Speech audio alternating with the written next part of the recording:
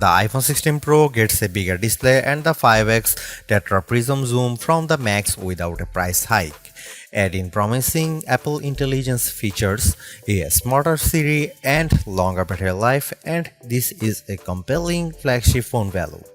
I just wish the charging speed got a boost and that visual intelligence and ChatGPT weren't coming later. The iPhone 16 Pro goes on sale September 20 and starts at $999 for 128 GB of storage. It's worth noting that the iPhone 16 Pro Max features 256 GB of capacity in its base model. The good news is that you can get 256 GB of storage for $100 less than the iPhone 16 Pro Max, and you get the same max storage option of 1 TB for those willing to really splurge. The iPhone 16 Pro is still a compact phone, but there is a trade-off with getting a larger display. It's now more of a mid-size phone now as opposed to a small phone as the size and weight have grown. This handset measures 5.89 by 2.81 by 0.32 inches and weighs 7.03 ounces compared to 5.77 by 2.78 by 0.32 inches and 6.6 ounces for the iPhone 15 Pro. So the new iPhone is taller and wider and just as thin, but there's some more heft to it. The good news is that the iPhone 16 Pro is still easy to use with one hand as Apple made the bezels thinner. The design should be more durable too, as Apple claims that the ceramic shield display is 50% tougher. Plus, the band is still made of titanium, which is more durable than aluminum. The iPhone 16 Pro colors aren't very flashy compared to the regular iPhone 16. There's white titanium, black titanium, natural titanium, and the new desert titanium, which is like a soft rose gold. I prefer the desert hue because it looks new. Don't expect much new from the iPhone 16 display. The only real news beyond the size increase to 6.3 inches for this OLED screen is that it can get dimmer. The minimum is now just 1 nit. I put the two phones side by side in a dark room and I noticed the difference immediately. What's the benefit? You can use your phone in bed without disturbing your partner, and if you are using standby mode, the iPhone 16 Pro won't be as bright when you are using it overnight as an alarm clock. Otherwise, you get the same 120Hz refresh rate on this Pro Motion display and the same max brightness. Apple claims a peak brightness of 2000 nits outdoors and 1600 nits for HDR content. We simulate outdoor conditions with a flashlight and the iPhone 16 Pro reached 1553 nits. That's higher than the Galaxy S24 Ultra but way behind the Google Pixel 9 Pro. Apple has added a new button to the iPhone 16 Pro, but it's not technically a button. The camera control is a recessed capacitive switch that provides haptic feedback. Press once to launch right into the camera and press again to snap a photo. It's simple and works well in landscape and portrait mode. I found it easy to launch straight into the camera and I like that you can press and hold the camera control to record a video. Though, if you take your finger off the button, the video stops. I wish you could customize that. The camera control has a lot of tricks, including the ability to zoom in and out by sliding your finger left and right on the button, and a soft double press launches a mini menu. You can scroll through to tweak things like exposure, depth, and choose photographic styles. There's a learning curve to camera control, but I'm glad that it's an option. Plus, this frees up the action button on the left side of the iPhone 16 Pro for programming other shortcuts. The iPhone 16 Pro has a few key upgrades that I appreciated during my testing. There's a sharper 48MP ultra-wide camera, a faster 48MP main fusion camera with zero shutter lag, and the 5x tetra prism zoom borrowed from the Pro Max series. In addition, photographic styles are integrated directly into the Camera and Photos app, so you can change skin undertones and the mood effect of your photo on the fly. Plus, you can tweak it after the fact. To test the iPhone 16 Pro's faster performance, I had my son take a photo of me shooting a jump shot side by side with the iPhone 15 Pro, and the result is brighter and more detailed image. How does the iPhone 16 Pro compare to the best camera phones? I shot a number of pictures using the iPhone 16 Pro alongside the Samsung Galaxy S24 Ultra and the Google Pixel 9 Pro XL to find out. I put the ultra-wide camera to the test on the iPhone 16 Pro with this shot of a beach and Apple comes out on top. The colors are more natural through the iPhone versus the Galaxy S24 Ultra, and Samsung's peak looks distorted on the right side by the flowers. Here are some camera samples of iPhone 16 Pro.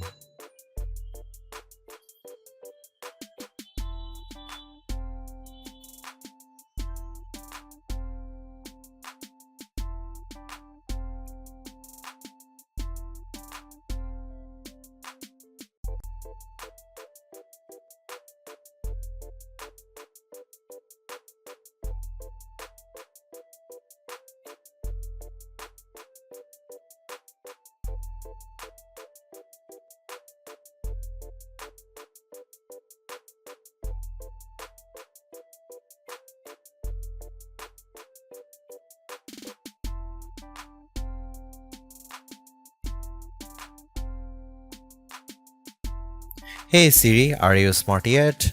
Apple Intelligence isn't officially coming to the iPhone 16 series until October, but I was able to try out some of this feature ahead of its official launch as part of the iOS 18.1 developer preview.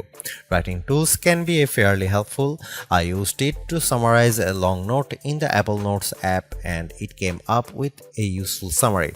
I also had fun with writing tools trying to rewrite an email I purposely wrote in a rude tone, choosing the professional option, and the result was indeed closer to what I would usually send.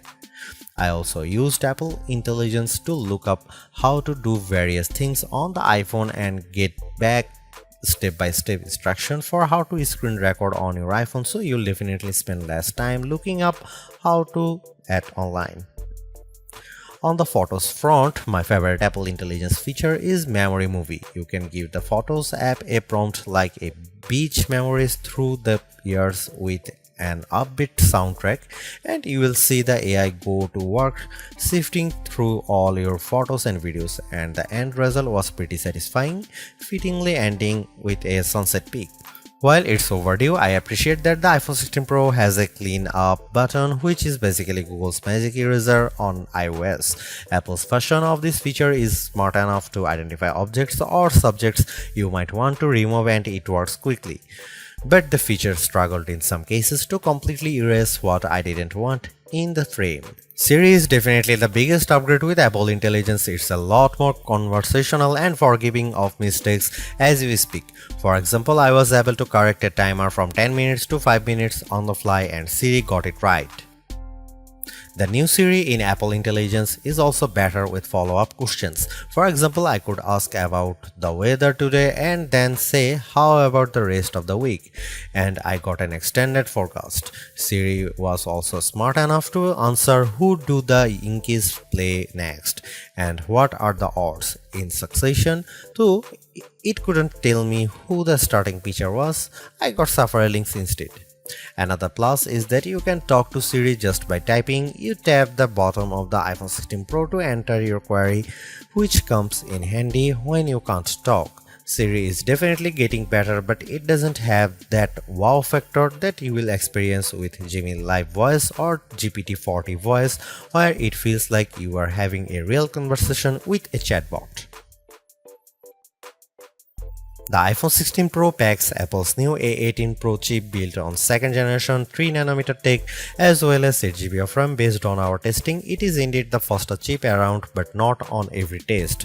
When I played Resident Evil Village, I was scared as I made my way down a snowy path and stumbled upon some dead birds. The graphics are console grade. I also got to play the Infinity Nikki game, which was in beta, and the lighting and water effects were very impressive. On Geekbench, which measures overall performance, the iPhone 16 Pro is 50% faster than the Galaxy S24 Ultra's Snapdragon 8 Gen 3 chip on single core and 15% higher on multi-core performance. The Pixel 9 Pro series is well behind. To test video editing performance, we use Adobe Premiere Rush and time how long it takes to transcode a 4K clip to 1080p. The new iPhone 16 Pro needed just 21 seconds, which is twice as fast as the S24 Ultra. On the graphics front, the iPhone 16 Pro features a 6-core GPU compared to 5 cores for the regular iPhone 16 models. Apple says you should get 20% faster performance than the iPhone 15 Pro. On the 3D Mark Solar Bay graphics test, which has support for ray tracing, the iPhone 16 Pro was 22% faster than the iPhone 15 Pro. However, that's still 18% behind the Galaxy S24 Ultra, which also delivered higher frame rates on the test. The iPhone 16 Pro Max features a new internal design with a graphite-clad aluminum substructure that's supposed to result in 20% better sustained performance. To test this claim, we ran the 3D Mark Wildlife stress test for 20 minutes. The iPhone 16 Pro turned in a stability score of 66%.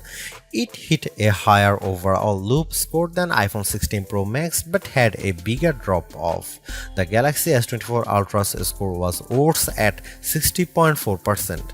Interestingly, the iPhone 16 Pro Max turned in a stronger stability score of 84%, which is better than the 75% from the iPhone 15 Pro Max. Overall, the iPhone 16 Pro is arguably the best flagship phone under $1,000. You get the same excellent cameras as the iPhone 16 Pro Max for $200 less, and I think the screen is big enough at 6.3 inches while being easy to use with one hand. I also like the improved battery life, handy camera control, and compelling audio mix feature for videos. The Apple Intelligence capabilities such as writing tools, the new Siri, and cleanup show promise, but some of the more exciting features like ChatGPT integration, image playground, and the Google Lens like visual intelligence are coming later. In terms of the competition, I think the Galaxy S24 Plus and Google Pixel 9 Pro have more compelling AI features right now, but I prefer the camera system from the iPhone in many cases and the extra performance from its A18 Pro chip. Should you upgrade to the iPhone 16 Pro? If you have an iPhone 13 Pro or older phone, I'd say yes. And if you have an iPhone 14 Pro, I'd say wait to see how well Apple Intelligence works once it fully rolls out before you buy.